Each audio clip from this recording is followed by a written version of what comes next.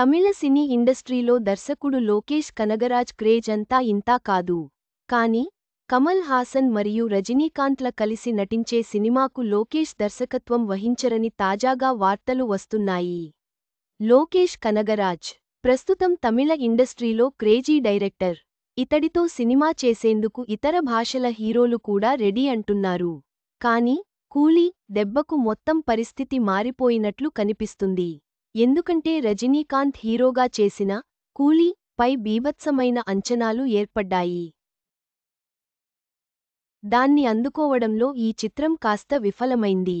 ఈ క్రమంలోనే ఓ crazy project నుంచి లోకేష్ని సైడ్ చేశారనే కామెంట్స్ వినిపిస్తున్నాయి. ఇంతకీ ఏంటి విషయానికి? దాదాపు 35 ఏళ్ల తర్వాత కమల్ హాసన్, రజనీకాంత్ కలిసి నటించబోతున్నారు. కొన్ని రోజుల క్రితం జరిగిన సైమా అవార్డ్స్ వేడుకలో పాల్గొన్న కమల్ స్వయంగా ఈ విషయాన్ని ప్రకటించాడు. అప్పటినుంచి ఈ మూవీ తీయబోయేది లోకేష్ కనగరాజ్ అని రూమర్స్ మొదలయ్యాయి. అందరూ ఇది నిజమని అనుకున్నారు కూడా.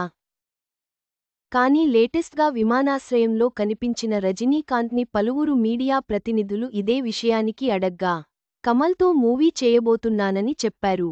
కాకపోతే స్టోరీ, డైరెక్టర్ ఇంకా ఫైనల్ కాలేదని పేర్కొన్నారు.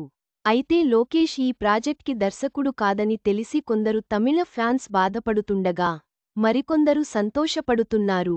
ఎందుకంటే లోకేష్ తీసిన వాటిలో చాలా గుర్తింపు తెచ్చుకున్న సినిమా ఖైదీ. దీని సీక్వెల్ కోసం మూవీ లవర్స్ ఎప్పటినుంచో వెయిటింగ్. ఒకవేళ లోకేష్ గనక కమల్, రజనీ మూవీ తీస్తే ఈ సీక్వెల్ రావడం లేటు అయిపోతుంది.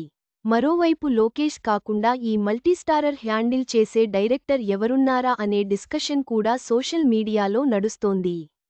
ప్రస్తుతం లోకేష్ కనగరాజ్ హీరోగా ఓ సినిమా చేస్తున్నాడు. అరుణ్ మాతేశ్వరన్ అనే డైరెక్టర్ తీస్తున్న ఈ మూవీ షూటింగ్ పూర్తయిన తర్వాత అంటే వచ్చే ఏడాది ప్రారంభంలో ఖైదీ 2ని లోకేష్ మొదలుపెట్టే అవకాశముంది. మరి, కూలీ రిజల్ట్ చూసి కమల్, రజనీ ప్రాజెక్ట్ నుంచి లోకేష్ని పక్కనబెట్టేశారా? లేదంటే నిజంగానే లోకేష్ పేరుని పరిగణలోకి తీసుకోలేదా అనేది తెలియాల్సి ఉంది.